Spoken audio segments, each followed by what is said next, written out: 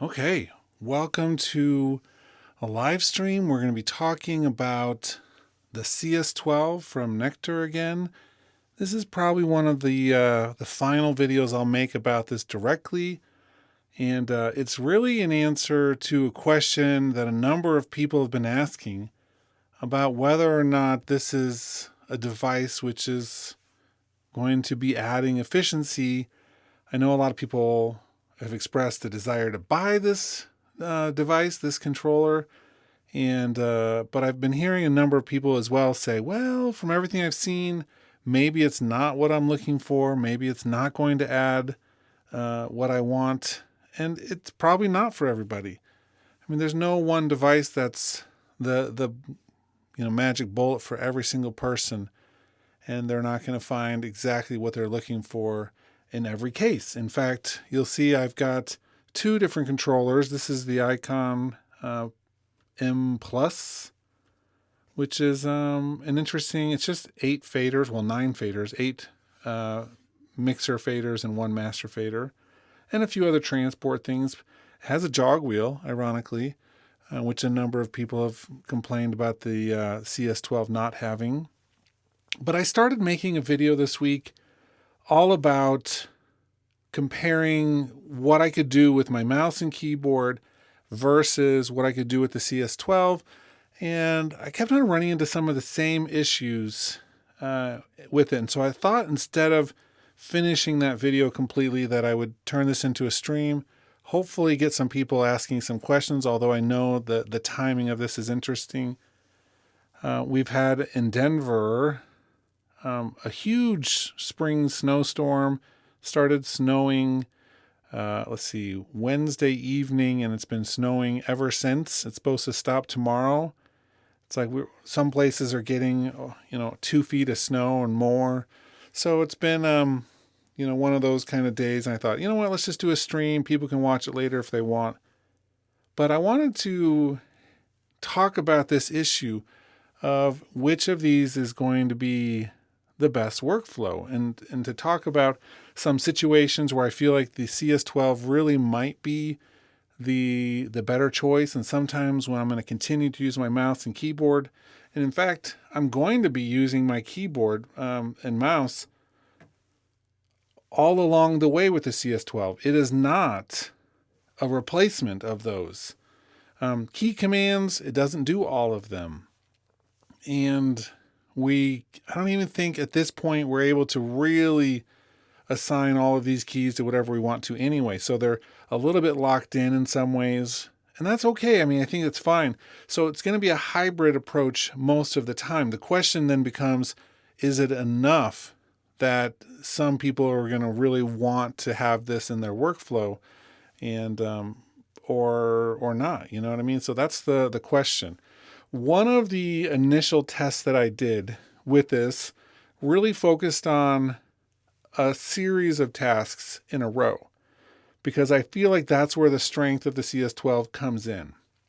It's when I want to make a quick EQ change, maybe a little compression change, and like a little bit of a reverb send adjustment, that yes, I can do it in both places. I can do it with my mouse.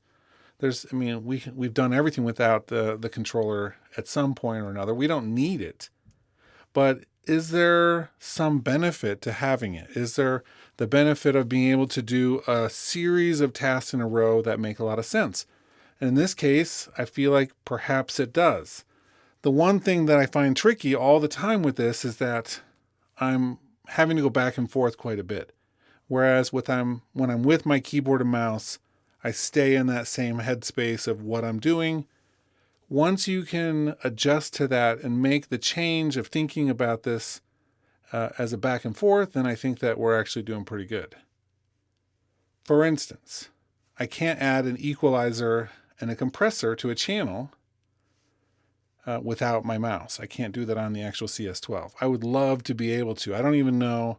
I know with the Yukon protocol, at various times, it's built into that to some degree. But I would love to have them find a way to be able to add plugins from the interface. Click on one of these and bring up a list of the available ones and choose it without having to leave it. That would be cool. So, for instance, it could be, and I ran into this a few times. Maybe I'm EQing the electric piano with a nice high pass filter. And high pass filters are tricky, as you probably already know, with phase and things. So maybe instead of doing this with the EQ here, maybe I want to do a little bit with the bass boost option on the actual original instrument. Although I sometimes, I suspect that the bass boost and the EQ on there are just the same type of EQ issues that we're looking at, right? So, but as an example, so say I'm here and I want to make a quick change to this. It's really easy to be able to come through and do all of the changes we might want with the knob like this. We can click on the channel to do the smart controls, where I can come through and adjust the bass down either with the EQ, or we can do a treble adjustment. This is the smart controls. Really easy to be able to go through and make those changes. And then anything that's different from that, I can really easily go in here to the buses on the sends for the reverb, for instance, and we can be changing the level. So I just did 3 different things in one little space here. Very few minimal touches, and I could accomplish quite a bit. On the flip side, if I'm doing it out here with the mouse, I have to make sure the plugin's open. I can pretty easily still make those changes, but I have to be really precise with my motion. And right now I have my mouse down on my leg for the moment, partially because if you'll see, I've got controllers, music keyboard. I have a desk to the side, which if I really am doing a lot of mouse editing, I have a monitor I can look at over there and have it on the mouse pad. It's at a good height, but I want to stay over here in the moment with all of the other things, and I can only have so many things in front of me at one time. That becomes maybe part of the discussion as well. So I changed the EQ. I changed some of the controls using the smart controls. I can really easily come through and adjust my compression as well. Say I just need to adjust my threshold a little bit and my ratio up. It's like I can do both of those things simultaneously, which you cannot do with a mouse at all. So that becomes a huge benefit as well. But I can do all of that really easily over here without having to break and come down to a mouse once things are set up. So often it becomes either having a great template that we're using and setting up our project with a template, or doing all of the prep work and the basic editing, which we're gonna have to use a mouse for editing things like the Flex system and adding plugins and cutting, crossfading, all of that stuff. That's still a mouse and typing keyboard type situation. Once we get past that, and perhaps we're in the mix and fine-tuning the mix and getting that just how we want it, I do feel like moving over to the CS12 in combination maybe with another controller that has more faders, because sometimes I really do like having multiple faders if I'm doing like a set of vocals. I do a lot of harmonies, or could be a number of different instruments, and I want to create some interesting level automation. Having the one fader here on the CS12 is nice for some things, but it's not great when I'm doing multiple things in the mixer. However, the one thing that the CS12 has that most of the other controllers don't have are the 12 knobs that are assigned automatically to all of our plugin things. Always coming back to the plugins. What is it about the plugins and the parameters of the plugins? It's so nice to have 12 things on there and easy access to 4 total banks. and then the 4 switch knobs or buttons below the 12 knobs. So it makes it really, really nice when I'm manipulating all of the effects. I'm ready for them to expand it already. Because, for instance, if I put a MIDI effect on here, arpeggiator, right? I use the arpeggiator some. I use a number of these quite a bit. The MIDI effects in Logic are really great.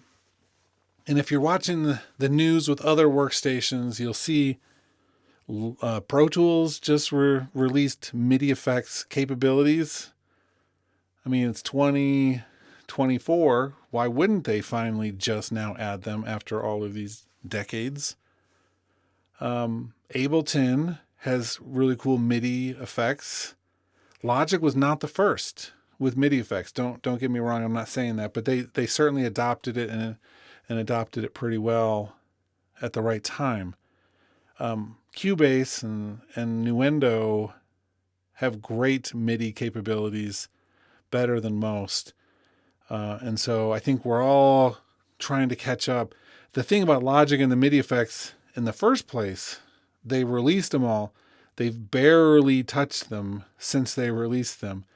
And so it's like one of those things that still sometimes gets overlooked by people and by the company itself. And then the CS12 comes out again in 2024, and it's just controlling the audio effects. It doesn't have any capability in its current state to do the MIDI effects.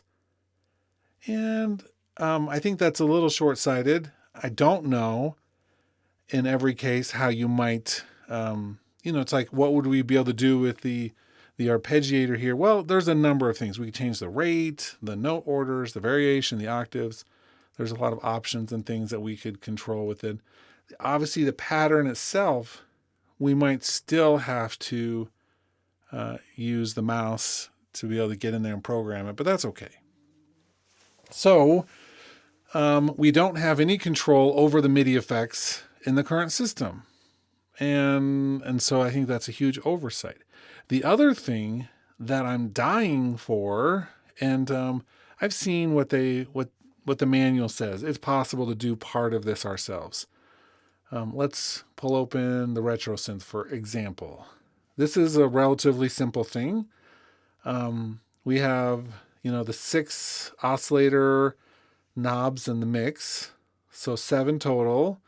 3 more in the filter plus some other basic things we can do. 4, 2 with the amp and 2 with the effect, and then some other adjustments down with the LFO, filter envelopes, amp envelopes, right? Not too many settings, although we have the other 3 engines, which I guess would have a similar number of things. So it adds up pretty quick, even for a simple instrument like Retro. But what else would make more sense with the 12 knobs than being able to control our synthesizers, right? Our filters.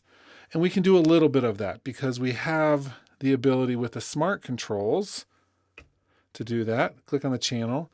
But I have found with some of these, depending on how this plays out, the smart controls we can adjust and tell it what to be, but we often, it adds a lot of time and inefficiency to go through and add those things and change them. So I would say to really take advantage of the smart controls, you're at the mercy of whichever ones that Logic wants to put in there. I'm sure there's a hierarchy and actually a system in place so we could know exactly what's going to be there. Right this moment, you can see the cutoff frequency and the resonance, the amp envelope attack threshold, amp envelope decay, filter, FM drive, oscillator mix, and sine level. That's not enough to be in a real synthesis kind of system here, but it is a good start. So it's like...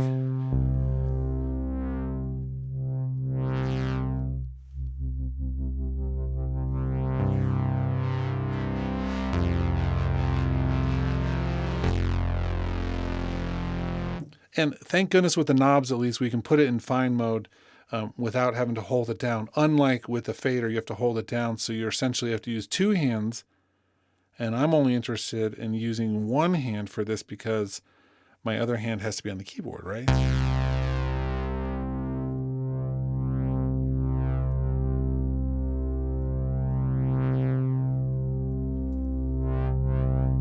I mean, when it's in fine mode and you're using the knob on the cutoff frequency, it has a really great detailed feel to it. You have to go really far to be able to change it, but you can always switch it back really quickly. But you have all of the detail you might want with that when you're, recording automation for any given mode. That's cool, right? So the smart controls is a start, and it's fine in many cases. However, the minute we're using channel strips that have a lot of other things on them, it's not always guaranteed which things you're going to get down there. And so often we have to create our own user patches, or we can come through here and adjust whatever is being controlled in the smart controls. And so that's always an option. It doesn't really, at that point, what I'm going to be doing if I really need some sort of tactile control is using the select key and, selecting some bit of the piece here. It's just kind of a lame way to have to do that. And so it's not a bad thing, but we do have to think about which things we're going to be doing with that. So cool. Let's get it out of that mode for a second. There we go. Still. Maybe I can't do that one. That'd be an interesting turn of. See, not even all of these can be automated, which I was really hoping to be able to automate the square wave there, but nope. We can do the one next to it.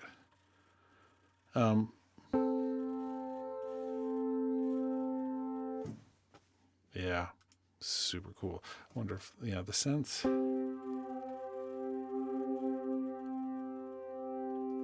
Put this in sync mode for a second.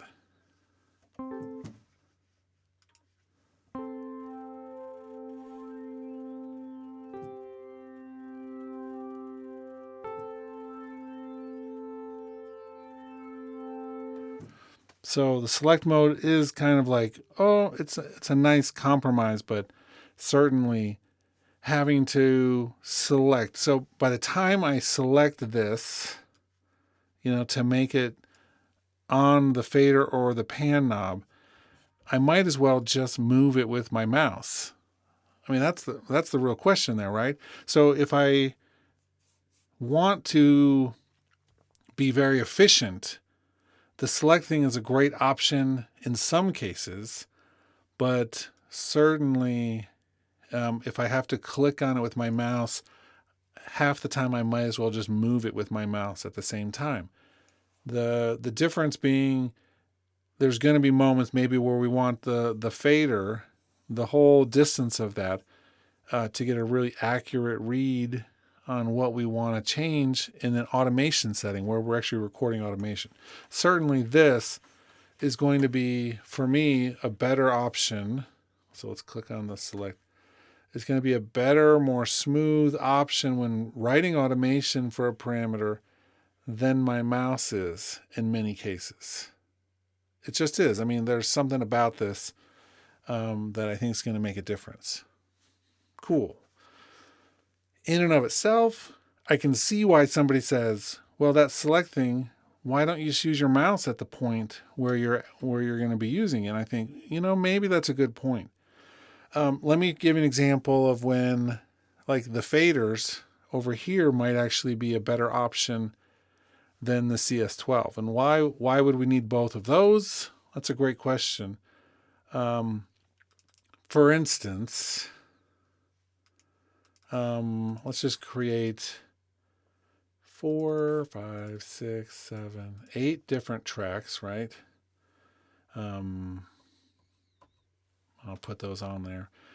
With the mixer, nice. I do think it's nice to have a mixer button right there, even though I can use the keyboard. If I'm on the CS12, it's easy just to hit that the mixer button. I like whenever there's a time when I don't have to leave it to go do something else, that's a nice addition. But down here on the mixer then, say we've got buses here, and these are all going to like a reverb, which is realistic. I think we oftentimes would have a bunch of different tracks.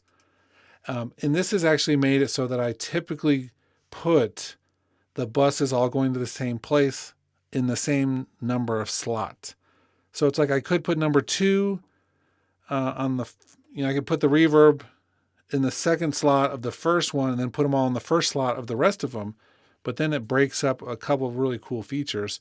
One of them is this sends on faders, which now all of these 8 faders over here are the reverb sends, right?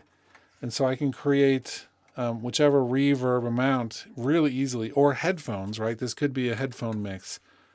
And so I'm using all 8 faders very quickly to set all of that stuff in an easy way. And then I can just turn that off and they go back to volume. That's something with the CS12, which is still possible, right? We flip it over here. Right now I'm on the final of those tracks, but let's just go back through these. This fader still controls the reverb, but I have to do it like one channel at a time. And so having the 8, I think is actually, for me, definitely something I'm more interested in. Although that fader's, oh, I see. Let's go there. There we go. That's the master.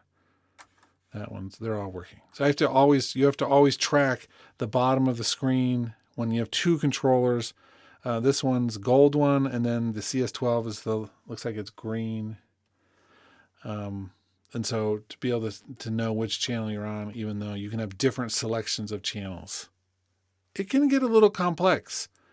But I love that flip or sends on faders. We would call that flip to faders in a lot of other systems. But for whatever reason, the sends on faders, it's called that probably because the only thing we're ever flipping are the sends onto the faders. Whereas I would love to see an expansion of this. This would make some of the things really fun to work with. The Yukon stuff, the S6, where you can load up a plugin and then you expand it and it takes over the knobs of like the neighboring 7 channels up and down and side to side, so you can do all your parameters next to each other. Even though they're on the channel strips of what we would consider the other channels, you can just hijack them for a few minutes. That would be really cool here too. Say I pull up my channel EQ and I say flip this onto the faders of all of the other channels next to it, and all of a sudden I can use a control surface to control all of those. That would be useful, except in this case we don't need to necessarily, because we have the CS12 and we have the bands 1 through 4, 5 through 8. We can turn them on and off so we can easily bypass them. The color coding is so smart. It's the only way I could see this working. It might be better if we had little screens here, but we don't need those because the color coding is so clever. Not only with EQ can I just remember, I've been looking at these EQs for, so long now. It's like yellow. I remember which one the yellow one is, and it's the yellow one here, right? So it's like I don't need to even look up at the screen sometimes. I can just do this without even thinking about it. And it's doesn't matter what the visuals are, because, even though this is the default amount up to 15 decibels, you can drag that up and down and have more gain. I mean, it's just a visual filter in a way. but we can actually do more with these than is even limited by what you see. The controls on the CS12 go into the controls without worrying about what the visuals on the plugin itself are.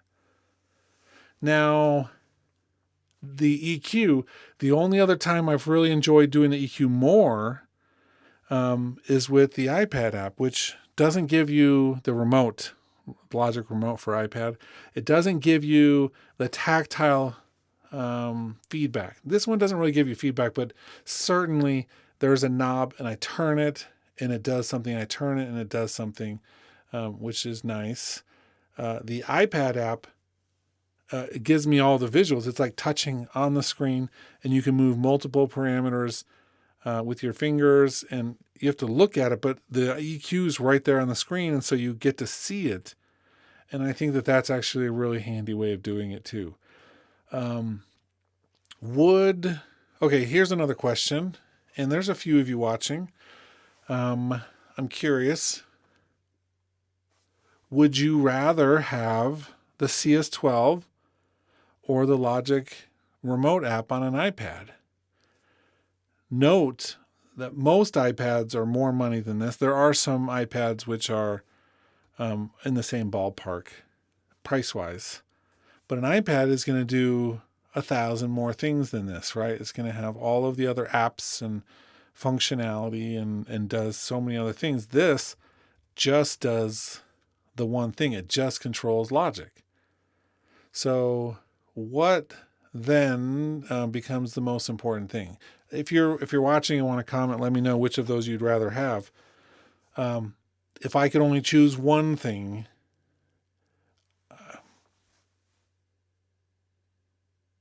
I don't know.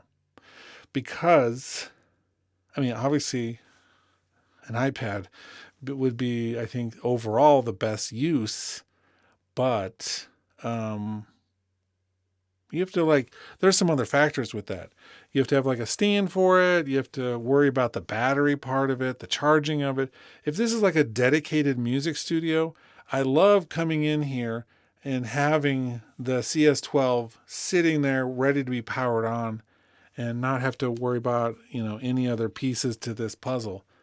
And then still have an iPad for other stuff, right? Not necessarily have to make that compromise, but if I'm going to put one thing in my room here and just leave it there, the CS12 I think is more useful in some ways. My 2 cents. And then Source 4 in the comments says, I already have an iPad, so I guess the iPad, right? I mean, at some point you have to think about those things. Both would be optimal. And I don't disagree. There's things that each one does differently. For instance, the iPad has the iPad Logic Remote app, as an example, has the pages and pages and pages of all the keyboard shortcuts, and you can add and customize all you want. That's something you can't do at this point. So you could have a screen in front of you with all of your keyboard shortcuts. And you might say, well, why not just use your typing keyboard? Well, there's something about creating custom layouts of key commands for when you're doing certain things that it might make sense to have them all on a screen in boxes instead of memorizing the key commands on your typing keyboard. Cool. The other thing that the Logic remote app can do is give you a MIDI input in design. And it does things with, it does a lot of things that other MIDI controllers can't do in terms of the MPE functionality, where you can click on a note and bend it up and forward and backwards and sideways and send out data that controls the synthesizers in a way that traditional MIDI keyboard can't do. So there are those additional functionality things on the iPad app that nothing else easily does. But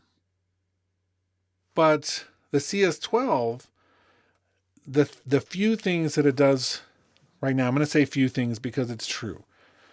It doesn't do everything. It doesn't promise to do everything. It doesn't promise to do a lot of things. It does more things than you think in some ways, but the advanced stuff almost always now relies on 2 key commands. So for instance, if I'm over here and I've got all of my tracks record armed, it's like you can do shift arm and it will deselect all of those. Or if I have a solo track somewhere, I can shift solo and it'll deselect all of the solo tracks. So there's some things that you have to learn that aren't so obvious. And so that comes with the learning curve. That's fine. I think everybody can master learning curve of things like that and get there. But it doesn't do everything. Mouse and keyboard literally does everything, right? A mouse and typing keyboard. And so that's like our starting point, or a trackpad, I guess, So our starting point is the mouse and the typing keyboard, the trackpad, and then we expand out with things that help our workflow and efficiency. And I think the thing about the CS12, if you're in a client-based situation and you have like this amongst other controllers and other tools, it looks cool. It does look cool. I think it works great. And what it does do, the things that it does really well so far. We want to do more. We definitely want it to be able to have more functionality and expand it. But this is like day 7 or 14 or whatever. This is like they announced it a year ago. They just released it this year. It's out, and it's more solid than a number of operating systems from Apple have been on day one. And so thank goodness for that, I suppose. If we were to spend a few minutes talking about the negatives of this thing, the one that's my favorite to complain about is the stupid tempo knob. Yeah, the stupid tempo knob, right? So I'm using the zoom. I love the zoom. I wish the zoom was a click button that I could click and then go the other zoom, but instead we have to use the shift key. So that's vertical zoom I don't need to do too often. Horizontal, definitely. So they at least did it the right way. So I'm doing this right. Oh, look, I don't know if you noticed. I did a little bit on purpose, but almost on accident. At the very top, I think I can show this down here. My tempo is now set to 124 because I was zooming and I just accidentally bumped the tempo knob ever so slightly. Oh my gosh, there's no easier way to throw a wrench into the spokes of your bicycle tire than to bump the tempo knob. And put a tempo knob right next to your zoom is inconceivable. I've done that more than once. The first couple times, not even knowing it. The last few times, I've done it on purpose to show, but it's just like, why in the world? Why in the world is there a tempo knob right next to the zoom knob? Cool. I also love, this is something that you could do in other ways, but it's like you can tell somebody's being thoughtful with all of this, right? I'm going to hold down my foot pedal. With the foot pedal held down, I can adjust the data, and I can choose what this does. Play, stop, return, record on, off, tap, tempo, cycle back, cycle forward, track, arm, track solo, track mute, and then automation. I think automation just changes between modes there. That is cool. I don't know if I'm ever going to use it for the play. I thought about using it for play and stop, or play, stop, and return. Maybe record. And the reason I would say record is because oftentimes I'm in the... Oh, I've got my keys on the keyboard, right? Let's see. Let's put it back to this for a second.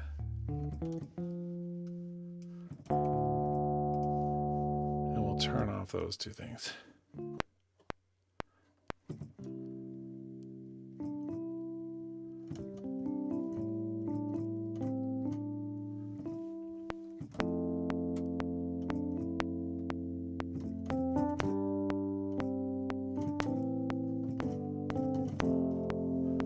Right? And so really easily, I just started recording with the tap of my foot pedal.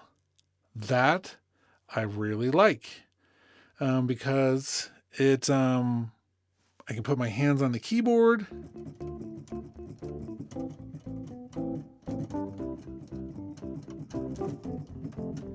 I'm like, oh, well, I don't want to like reach over there, because for me, at least for me personally, I like get the chords in my head, and then I'm like, the minute I go reach someplace else, my fingers are like, I forgot what I'm doing here. So it's like,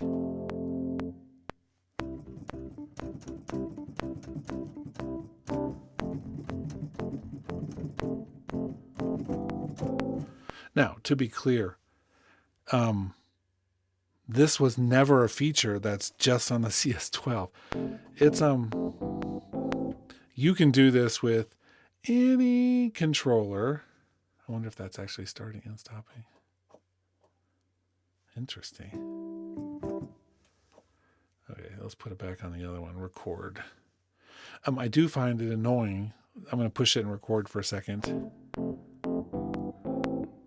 Right, so it's recording. I can't. Pushing again doesn't do anything. So you have to hit the stop button. I would like it if it actually did that. I wonder, I'm sure it does. Or I wonder if I change this stuff. Recording toggle.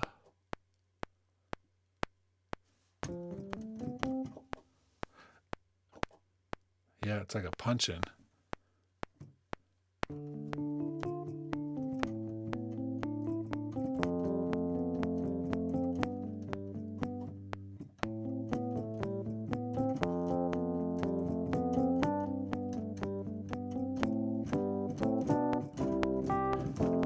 Right, so that's kind of cool. I wonder which other things. I haven't even thought about this too much yet, but quick punch in, auto input monitoring. Yeah, great.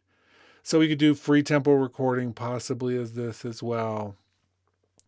Record, repeat. I've never used that function, I don't think, that I know of.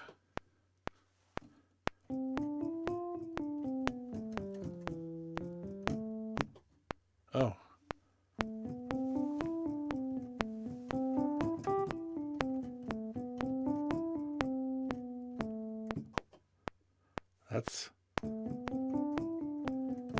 It's like a way to erase what you just did and do it again. That is super useful. Trucker Boy Entertainment says, hey, where can I buy one? I don't see it on offer. I'm not actually sure where people are finding stock right now. I think Sweetwater, they had some stock. I'm not sure about B&H, other places, but I know it's around. People are getting notifications. They have had limited stock at various times, and so just stock it to make sure. But so for me, this part, the record part, is useful addition that it just happens to work, and I can change the pedal by clicking the pedal and moving the data menu.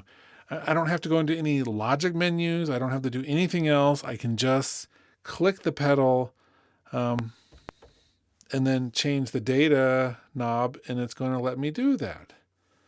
That's really cool, and that's super useful. That part, I would say, is one of the other best parts about this. If I'm using the icon, which is a Mackie control unit, it has some basic controls, but this particular unit comes with a utility that I can assign different things, but you have to be like a MIDI genius.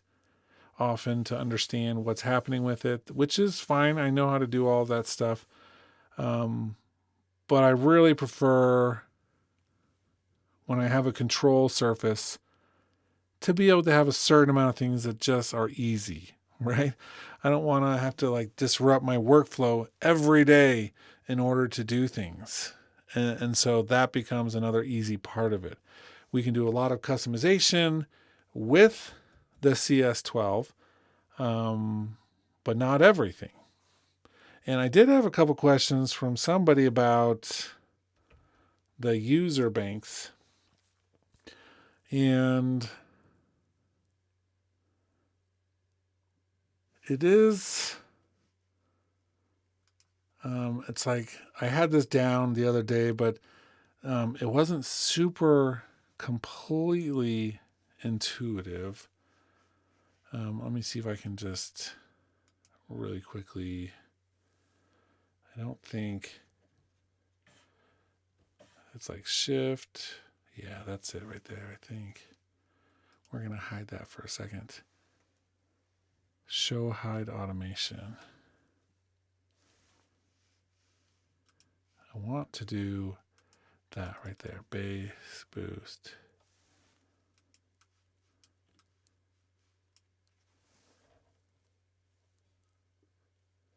Yeah, I clicked the wrong thing for sure.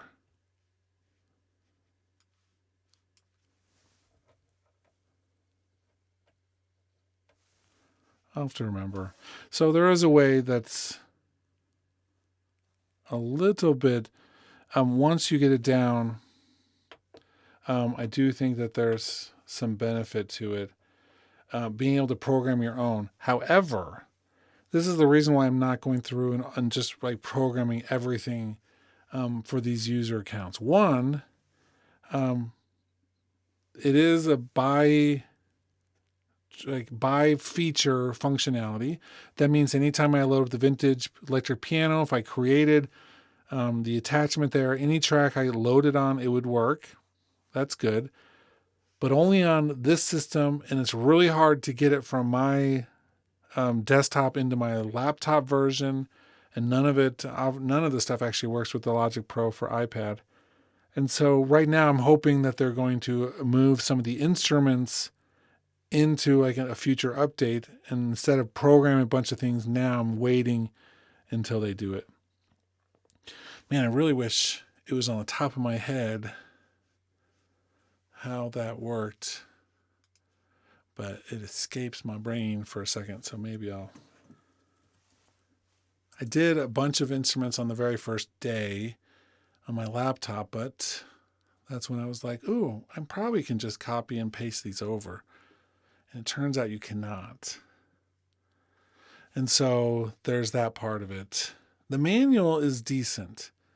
I think it'll get better as they figure out what people really need to know. And there have been a couple of people doing some nice guides online now, which are really useful. So you hold the shift key, move a parameter on the plugin on the screen, move the control parameter that should be assigned to, and release the shift key. Okay, shift key, move the parameter, move the knob, let go of that. Still saying something different on here. Hallelujah. I don't know why it's doing show hide automation. Because I did this. Move the parameter, shift key, parameter on this, parameter on that. Oh, okay. I just had to move it more to the right.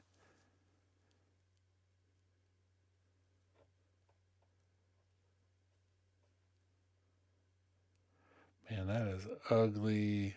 That's having some issues. I'm going to restart it real quick because it's trying to do more things than it should be. We're going to turn it back on. I have found myself recycling the power every once in a while. That's probably just par for the course. But for the most part, it's been really stable. Let's see what it says when I pull this up, though. Having done that, it was trying to do something with automation view, which I don't know why it was doing that. I never clicked on that, I don't believe. So, man, that is one slow power cycle. Oh, we may have just crashed the whole system, by the way. We're going to turn it back off. My beach ball of death. I don't know if you can see that on the screen, because I'll move it over so you can see it. Beach ball of death is spinning. Logic is decided it's angry. Oof. It wouldn't be so bad, except we're in the middle of a live stream. And that makes it tricky. It makes it super tricky to fix. Hold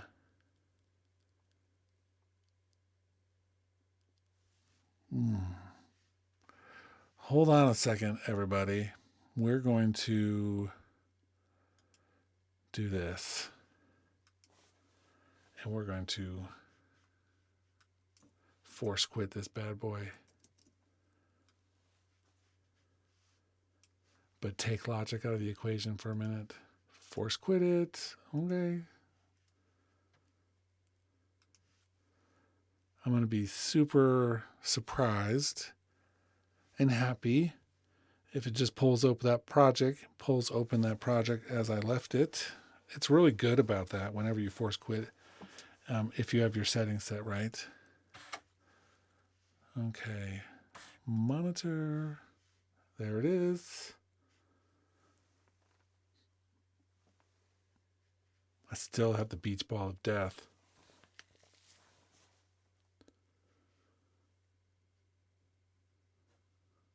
Well, becomes a much different conversation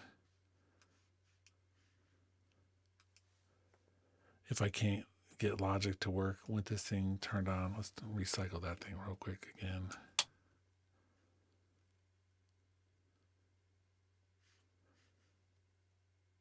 Oof. That to me is meaning it's probably like a restart. What did we do? Nothing. You're watching. We didn't do anything to cause it to totally crash and burn.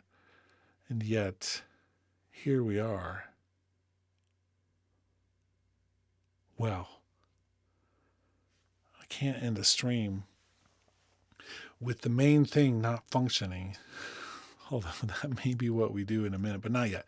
We're going to restart it one more time.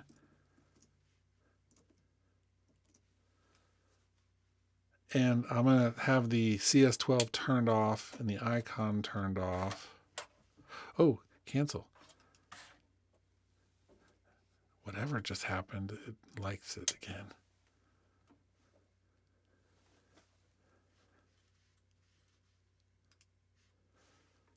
Death ball is gone. Everything's back. Okay. Whew. Something was not happy. We're going to just go back in here to user 1 for a second. Whatever we assigned to it before did not get saved into logic, probably because we had to force quit it, and that's saved in the preferences, which are often updated when you close the program. Maybe that's a good thing. Hold the shift key, move the bass boost, turn the knob you want for that, let go of it. And it didn't do it. Let's try one more time. Bass boost. Let's reassign. There we go. So you might have a hard time seeing it up on the screen, but now bass boost is on this knob. And so, cool. There's like a delayed reaction happening there. That's okay. I do think there's some sort of ghost in the system right this moment.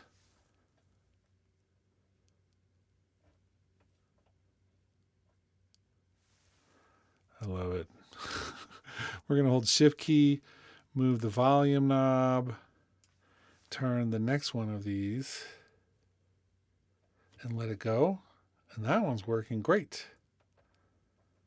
The bass boost, though, that one is not happy. Let's try it one more time just to see.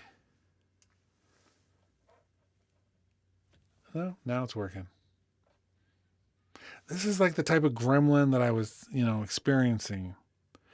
But it is cool because then, so if I hold the Shift key, click on like the power button of the EQ here, and on this knob,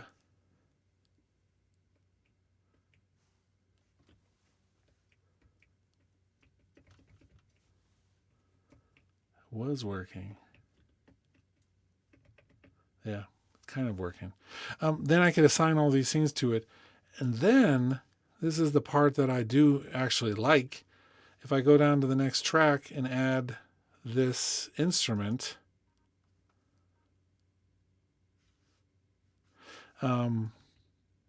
it is in the user controls.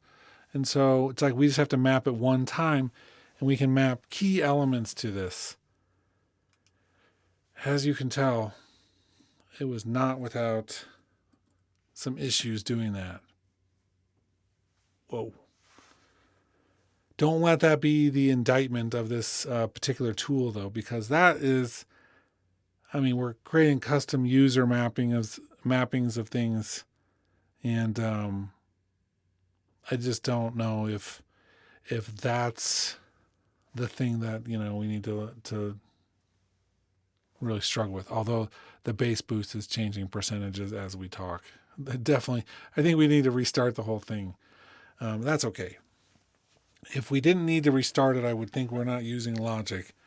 Sad as that is to say every once in a while. Any other thoughts? Let me know in the comments. I do think, as I've said at the beginning of this video and throughout, the workflow is not CS12 versus the mouse and keyboard, as maybe we wish sometimes we could make it.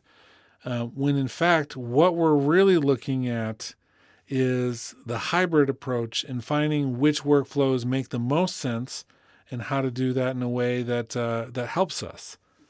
And I need to make another video in the near future to remind people that the real reason we have something like Logic and any of these tools is so we can create and make music.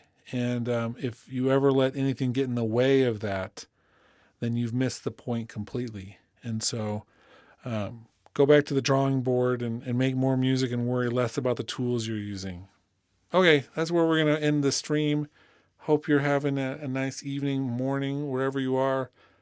And we'll do more content coming up soon.